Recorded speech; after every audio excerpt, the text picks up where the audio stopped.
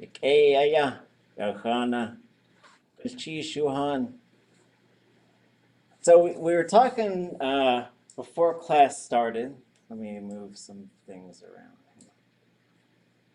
Figure out how to get all the things to work. Okay. So talking about how to use metaphorical language in Tlingit. And it's important because the language does use metaphor quite a bit. It's a very descriptive language. And so I want to talk a little bit about how to sort of start making some connections because metaphor is really important in Tlingit. So we're going to look at a few sort of structures. And this includes looking at a few verbs and sort of like thinking about how they work, thinking about how we adjust them. So we're going to look at a few different verbs that sort of just talk about feeling a certain way, being a certain way, and that'll be sort of our jumping off point.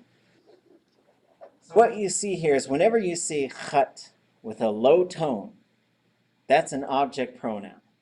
That means you're going to go to your list of object pronouns, and then you could say, oh, khat, ha, I, yi, usually 0, sometimes and then hus, 0, sometimes and then ka. Those are kind of your main options, or k. So this one, we'll just say it. Yakyati. Yakyati. We also see there's only one high tone vowel. So we also look at those. We go high, low, low, low. We go long, short, short, long. Just keeping these things in mind. Then to say, I feel like doing that, or that's how I feel that way, could also work that way. Yakyati. Yakyati. So what has happened is we added to. We put a noun onto that verb. That noun is inside of something. Usually a closed container or an abstract concept. It could be inside your mind, which in this case it is. So to say this is how I feel, yeshtuchtanuk. Yeshtuchtanuk. So all of these have this yay in front of it as well. And that's sort of like thus. I feel that way. I feel, and so it's usually saying, it's almost like it works as like that way, right? But here you have yay. You have this SH thing. Can anybody tell me what that thing is? Reflexive. Reflexive. So if that pops up right before a verb, that means verbing to the self. Like talking to myself, looking at myself, whatever. So to the self, then you have tu again inside, and this is going to be on a whole bunch of emotional thoughts types of things, spiritual things sometimes. This underline X is I am doing it, and then nuke is to feel something, like usually a physical sensation, but once we put tu in front of it, it's an emotional one. And it's really interesting because it's sort of saying, I can feel that inside of myself. So sometimes when we look at emotions in Tlingit, there's just some interesting things in terms of whether there's an object, whether it's a subject, and whether it's reflexive. This is a good phrase to use when you're talking about being compassionate. So if someone says, Ach tu yanik, katsu yishtuchtanuk.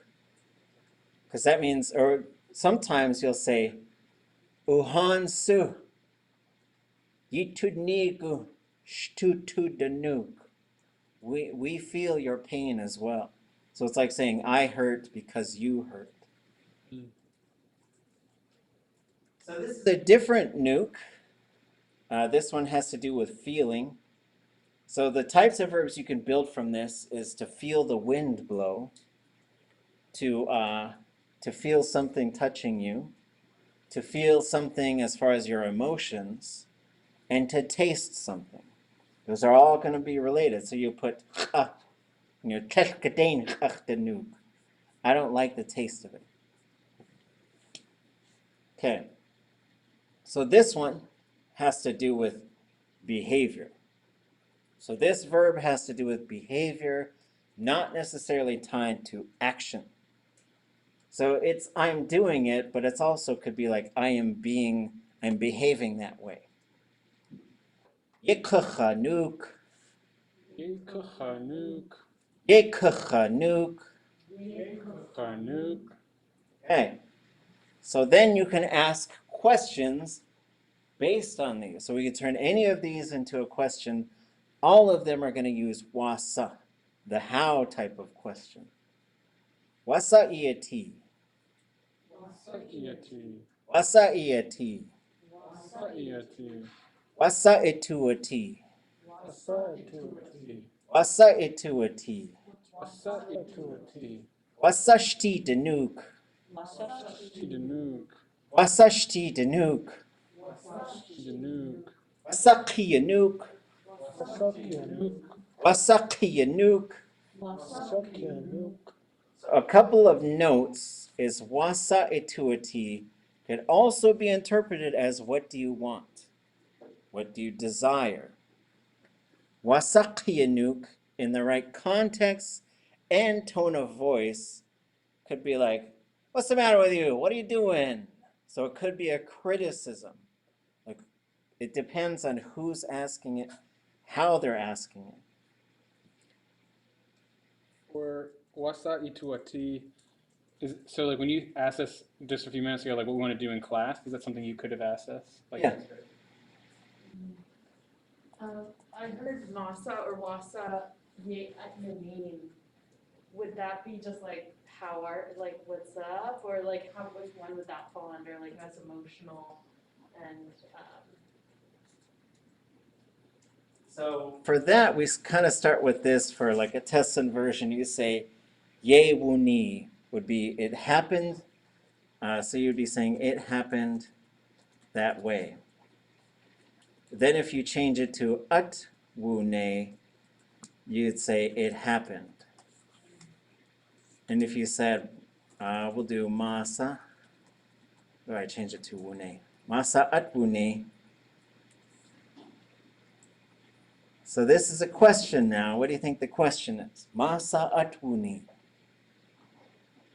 how are you feeling inside? Or So if we look at ye, How did it happen? what's that? How did it happen? That's what the grammar would put together, but we would end up with what happened, right? So in this case, oops, you could say masa atwuni, what happened, right? Which is technically, it's literally like how did something happen? But that's really what you're getting to is like what happened. So this would work well for if we took a break and we all left and we came back and all the chairs were gone. Masa atwuni, what happened? So you can form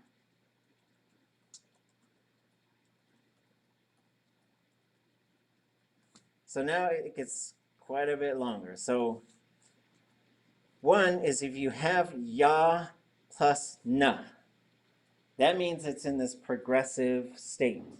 It's happening right now. Not every verb will have one of these, but a lot of them do. So masa atwune, this W shows us it's a perfective verb. It has already happened, right? So this is the verb for something to happen. That's really like kind of at its core. If you change it to an S classifier, somebody's doing something or fixing something. This is the same one for yejane. It's the same verb root for all of these.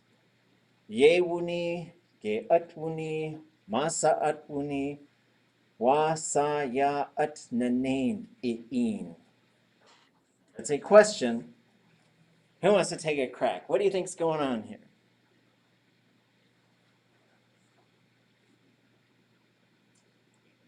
What's happening with you? What's up with you? What's happening with you? Is a very casual, it's a casual greeting. And it doesn't mean like, what's the matter with you? Wasaqiyanu could be, if it's asked in the right way. And like tone of voice, it exists as well. Like if I just called you on the phone, Connie, wasaqiyanu? My in-law, what are you doing? But if you're doing something like, let's say, especially if the kinship structure dictates that I can give you public corrections. So usually we're the same moiety, maybe I'm older than you. And you're kind of messing around. I might come in and say, what's up, Kiyanuk? And just saying it like that means you're in trouble. You're about to get corrective tips on your behavior. Yeah, so that's, yeah, masa'at nanin. So then there's other ways that this whole verb can be used.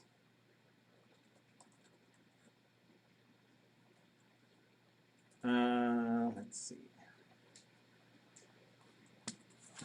How do I want to do this? So the first thing I could do, so now I put an object in there.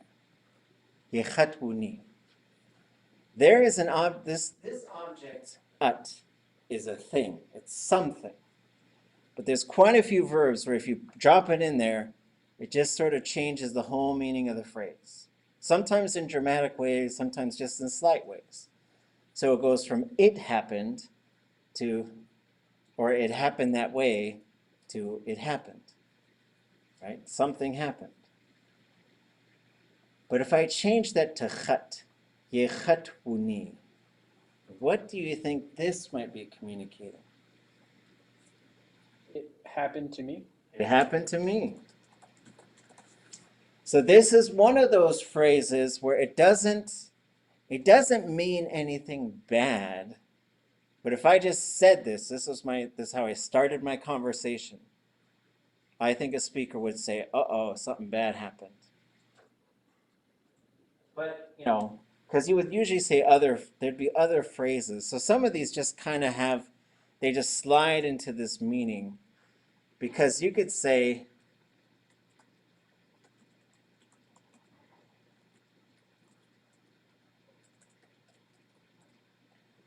Tlehwa sachatbune. Tlehwa sachatbune. And that was, I was okay. So it's really interesting, this wune, it really gets moved around, right? And I could say stuff like this. Tlehwa sa ikwane. You are going to be okay. Right? So as far as these phrases, so like for something to happen or not to happen, it kind of has this set of default meanings in Tlingit. But these are things like in terms of storytelling and other stuff, you could just jump right up to Ye'atwune. It happened. Right? Like that could be an opening to a story. Ch'akoe ye'atwune. Achtuasagu yi'in kachwaniki dat yakhsa. It happened to us a long time ago. I want to tell you what it was like.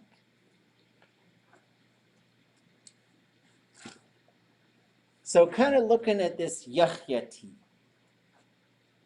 So we usually say there's a noun right there, and it's like that noun. There's a whole set of them that are colors. So cheshk, tsu, or if you're from Teslin, tsum, kayani, ak, ketchuku, dog pee yellow exists. But there's a certain set of nouns, or if you use those in front of Yakyati, now you're saying it's a color. There is no cheshk Yakyati in the interior. And why is that? It's like ish. There's no cheshk, right? You can't be blue like a Stellar's J if there ain't no Stellar's J around. So, but for this example, This works on the coast. But you could use khan, it's red, sheikh, it's orange. Whole list of colors. I'll put a link up on our class page tonight to a simple and advanced color chart. Yarovara Sakjaye did a lot of work to gather a whole bunch of colors for us from a whole bunch of different speakers. So, to say, like, here's a noun, gukha.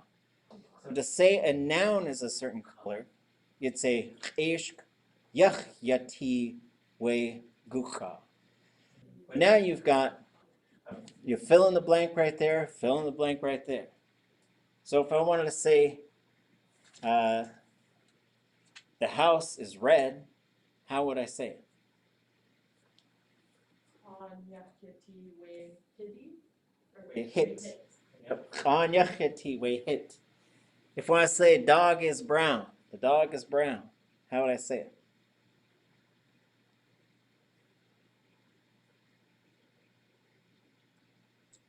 Anybody know brown? Sagwat.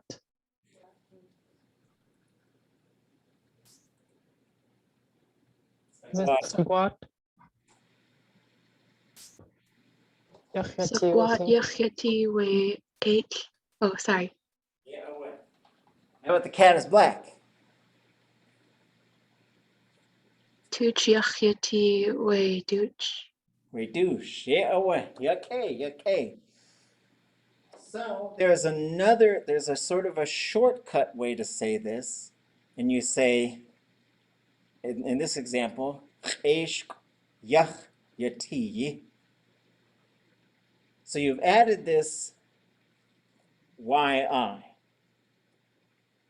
This is a little bit different than that one suffix that we learned to use a possessive. Achhiti, achdushi, achketi. So this one follows all of the same rules, except it's always low tone. And what it does is it turns a verb into an adjective. On Yakyati, hit the red house. Because if you say Khan hit, it just sounds like firehouse. Khan Yakyati hit. So we're looking at how to use this Yakyati verb. Okay? Let's see. I haven't looked at this thing in a long time. Okay. We're not going to look at that. Okay. So I do want to add maybe one thing in here. I think another useful thing is to say, what do you folks think I'm going to do to make this, it was like that?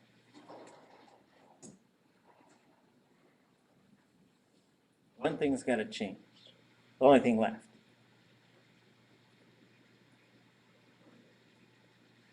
The classifier in front of T.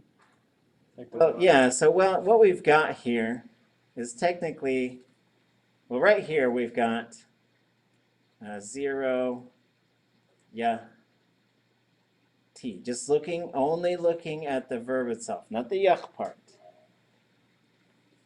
So what has to change now is we have to add this, and this stays the same, and this also stays the same. So, y plus ya. The 0 doesn't count, it's there, that's the thing. And we're going to end up with wuti. So you'd say yahwuti. It was like that. You could do some fancier things, say it was like that, but it's not anymore, but that's not what we're saying. We're just saying it was like that. So if you say the boat was yellow, at yahwuti we yak. This verb, yati, wuti, and gukati, that's the future form. If you could put it into those, and then the negative, uti, you could do a whole mess of verbs. So what we'll do probably next week is I'll show you just a whole bunch of verbs that use yati. So if you can just master that yati and say is, isn't, was, wasn't, will be, won't, you can do a lot. Wow. Needing, being places, being like that, being a color, being overwhelmed, all kinds of things. Hmm. And it's a good example of how the verbs start to change. Because you could say, if you're a raven, you could probably say, Yakyati, let it be red. And then it'd probably turn red. In terms of metaphor, so a couple other things. We got this kind of fancy one down here that I think, I love it. Nay, you can also do the ka, right? The ka. I'm working on them right now. I have to do 100 of these. So katsawuk, Oh, yes. katsat, katsagwat, and katuch.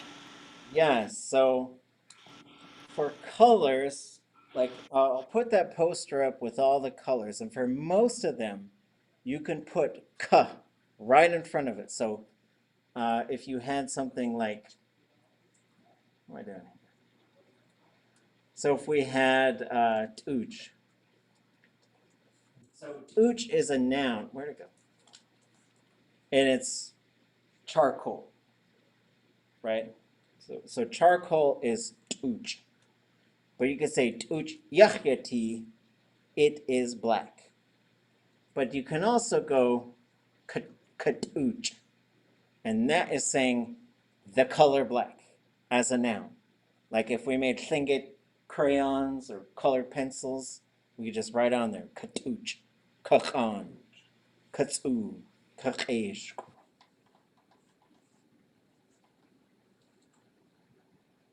So what we have here, let's see, I think I'll get rid of. Renee, Ah, how is the ka working? Is it ka surface, meaning surface? yeah, I think so. And so I only found it about a year ago in a Emmons book on the Chilkat blank, which is out of print. But Nora had gone through and kind of updated a lot of his Tlingit, the way he wrote Tlingit. Right? Okay, so you could say, but what if I said,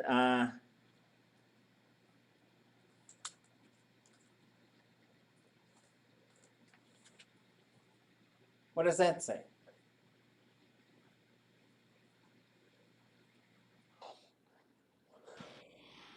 It is like Like a a green plant or a plant. Yeah, there's green in there. I am green. But I am So maybe it's Oscar the Grouch. I don't know, right? But just sort of showing it, there is still an object in there. So you can also say, Ach, Yach, Yati. They are like me. If somebody said that, the first thing I would think of is, oh, they're the same clan. But it could be like someone whose personality is similar to yours, or someone who's, you think their life track is following yours. Like, you might, if you were like an elder talking to someone, you might say, Ach yach iyati, you are like me. And so again, like finding these little blanks that we can start to alter. Some of them is changing the verb, which is changing sometimes the time frame or how we're talking about it. But then changing the pronouns is saying who, like me, like you, like this thing. So when you say yakyati as well, it's not always a color. So you could say kayel yachwuti. It was like peace, so it was peaceful. Chud yachwuti. It was chaotic. So that yakyati could work for those things as well. Then there's a couple more. This other verb, uwaya. Uwaya is for something to look like something.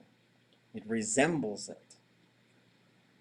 So you could say it looks like Like let's say we're out on a boat and we saw something and someone might say, das away.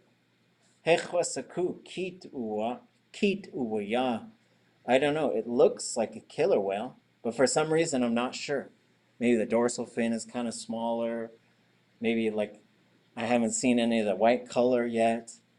Or maybe it's a porpoise. It has the same color scheme as a killer whale. This is also built into certain names. There's a shark called chichuwa. Looks like a porpoise.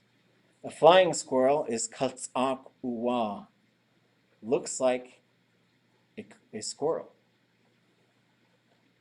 If you put ch in front of it, and if you started your speech, like you stood up in front of people, and you kind of started talking, and right towards the front of your speech somewhere, you said chuya.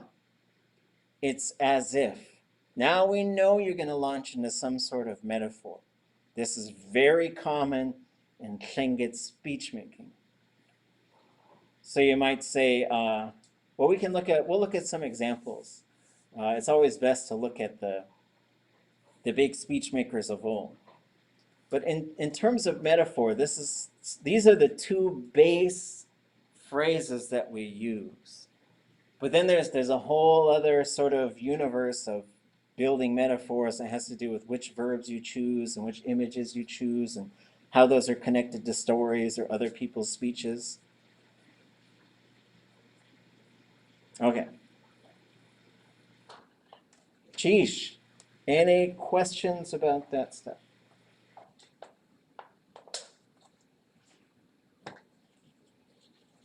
Okay. Great. So just to go back to the original question I had. So I think I wrote down I was.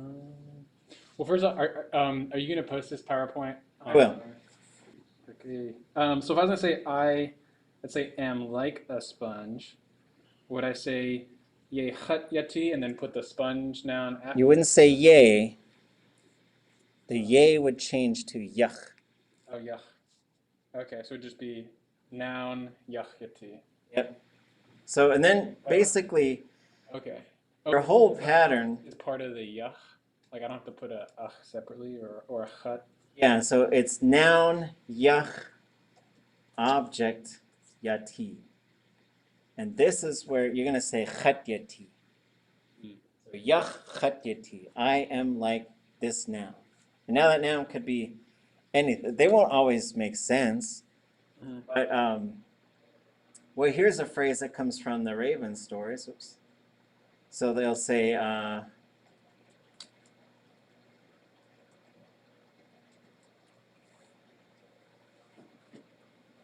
that's what they said about Raven after he was born. So this one particular storyteller, the giwe means, it's a contraction, it's a combination of gi, which asks a yes or no question, and then we, which is that.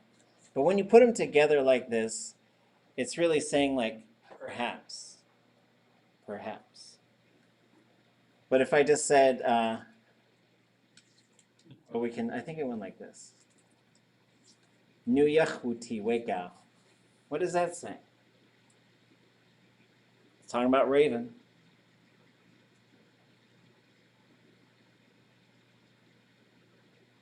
What's new?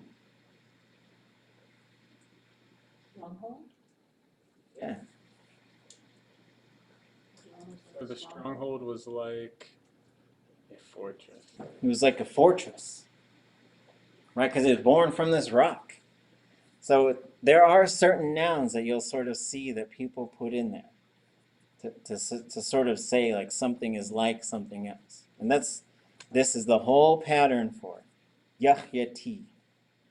And so noun, yach, object, yati. So new is the fortress. Yep. Or like hutsnu.